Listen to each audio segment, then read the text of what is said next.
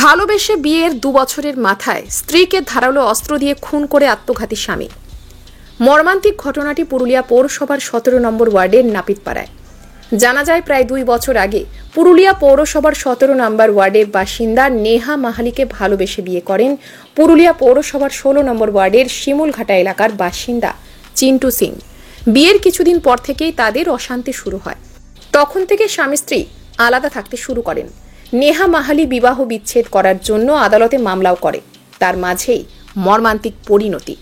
মঙ্গলবার রাত্রি 10টা নাগাদ নেহার বাড়ির অদূরে একটি জলাশয়ের পাড়ে ধারালো অস্ত্র নিয়ে হামলা চালায় চিন্টু। পরপর কোপ মারে নেহার শরীরে। চিৎকার করে মাটিতে লুটিয়ে পড়ে নেহা। ঘটনাস্থল থেকে পালিয়ে যায় চিন্টু সিং। তার চিৎকারে প্রতিবেশীরা জমায়েত হন এবং ঘটনাস্থল থেকে তড়িঘড়ি নেহাকে উদ্ধার করে পুরুলিয়া দেবেন মাহাতো গভর্নমেন্ট মেডিকেল কলেজ ও হাসপাতালে নিয়ে এলে চিকিৎসকেরা তাকে মৃত বলে ঘোষণা করেন। এদিকে দেখা যায়, পুরুলিয়া আদ্রা রেল শাখার তেলকল পাড়ার রেল গেটে চিন্টু চলন্ত ট্রেনে ঢুকে আত্মঘাতী হন। এই ঘটনায় চিন্টুর মা সুরভি সিংকে গ্রেপ্তার করে পুরুলিয়া সদর থানার পুলিশ। পুরো বিষয়টি তদন্ত শুরু করেছে পুরুলিয়া সদর থানার পুলিশ।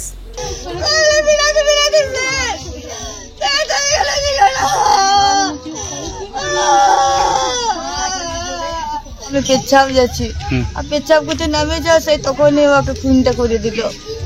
আর জোরে চিৎকার করে কাঁদিয়েছে, মা করে ডাকিছে। যখনই ঘর থেকে বেরাচ্ছি দেখছি আর কিছু নাই, চুপচাপ হয়ে গেছে, আর রাত শব্দ কিছু নাই। আগে থেকে কিছু হয়েছিল? আবার স্বামী স্ত্রী ছিল, ওদের বলা বলি ঝগড়াঝাটি হইতো, ওদের কেস চলছিল, খরপোশের কেস। ওই করতে কেসের কত বছর আগে বিয়ে হয়েছিল? 2 বছর। 2 বছর। তখন থেকে কি? হ্যাঁ, বিয়া করেও মানে শান্তি নেই, 2 দিন ছাড়া অশান্তি। তখন আমি ওকে নিয়ে এলাম, বললে আমার কাছে থাকবি, আর যদি ওর সঙ্গে ডিভোর্সটা করাতে পারি তো ছাড়াছাড়ি করাই দিব। ও জানছে আমার আর কোনো দিকে চারা চলছে না। ও আগেই জোর গাছটার ওইখানে ফাঁদ পাতিয়েছিল, আর কোন সময় ওকে মারিয়ে দিল আমরা জানতেও পারলাম না। কোন সময় মারিয়ে দিল। কোথায় বিয়ে হয়েছিল? ওই শিমুলঘাটাতে। এখানে ওরা ভাড়া এসছে, শিমুলঘাটায় বিয়ে হয়েছে।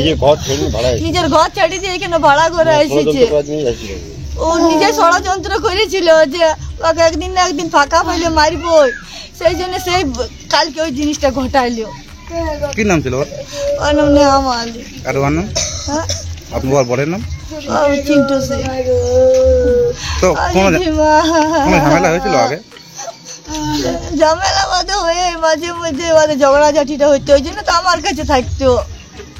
ঝামেলা ঝঞ্ঝট হইতো বলে তো থাকতো না ওর কাছে, ওইটার সুযোগ নিল। কি বিষয়টা কোনো জানা গেল? কি নিয়ে হতো? ওই মারপিট করতো, কোনো কারণে খুনুস ধরতো, এখানে দাঁড়াইস না, এখানে বসিস না, এই খরচা দেবো না, ওই করেই বলা বলি হইতো, তোর বাপের ঘর যেতে দেবো না, অমনি বলেই অমনি ভাবে ঝগড়া সৃষ্টি হইতো।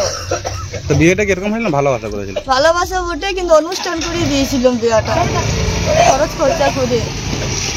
প্রায় 10টা 5 থেকে 10টা 10-এর মধ্যে। আচ্ছা। এবং তা ওর দুজনের তো বিয়ে হয় এবং কোর্ট ম্যারেজ করে বিয়ে হয়। বিয়ের পরে 6 মাস পরে ও শারীরিক একটা নির্যাতন, ওর সাথে অত্যাচার করতো। সেখানে অত্যাচার করে এবং ও মানে শ্বশুর বাড়ির থেকে এসে পরে কান্নাকাটি করে আমাদের ক্লাবকে জানাই। ক্লাবে আমরা মিটিং করেছি। মিটিং করার পরে ওকে ধমকাধমকি করার পরে তারপরে ওকে বুঝিয়ে আবার পাঠিয়েছিলাম। পাঠার পরে 1 মাস পরে আবার টর্চারের করে মুখে আরে ব্লাড নিয়ে দৌড়াতে বাড়ি চলে আসে। তারপরে কোর্টে কেস হয়। কেস মারপিটের কেস প্রথম হয়, তারপর ফোরকেস কেস চলাকালীন চলছিল কেস। এবং ওরা তো এখানে ছিল না, ওদের তো বাড়ির নিজস্ব বাড়ি করেছিল শিমলডাঙ্গা। ইয়ার পরে থাকে এবার এসে কোনে ঠিক এরা যখন ফোরকেস কেস চলছে, মাস 3-4 হয়েছে।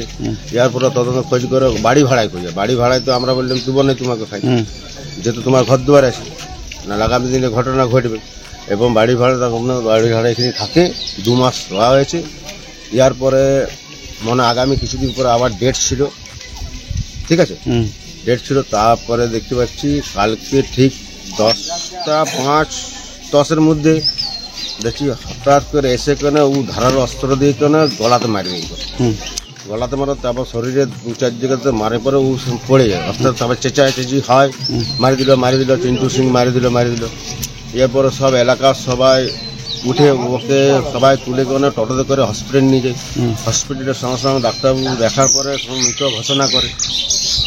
এই ঘটনাটা ঘটে এখন আপাতত হয়েছে, এটাই বক্তব্য। এবং আজকে ও রেল লাইনে দেহ পাওয়া গেছে। রেল লাইনে কালকে রাত্রিতে দেহ পাওয়া গেছে। আমরা খবরটা শুনি প্রায় রাত 11টা ঠিক 12টার কাছাকাছি আমরা খবর পাই। এবং যখন বড়বাবু নিজে যখন ইনভেস্টিংয়ে যায় ওকে তদন্ত করতে খুঁজতে, তারপরে আধ ঘন্টা পরেই খবর পাওয়া যায় ও রেলে ওভারব্রিজ থেকে রেলে মাথা দিয়ে দিয়েছে না ঝাঁপ দিয়েছে, সেটা আমরা বলতে পারবো না। সেই মুহূর্তে তো আমরা স্পটে কিছু ছিলাম নাই।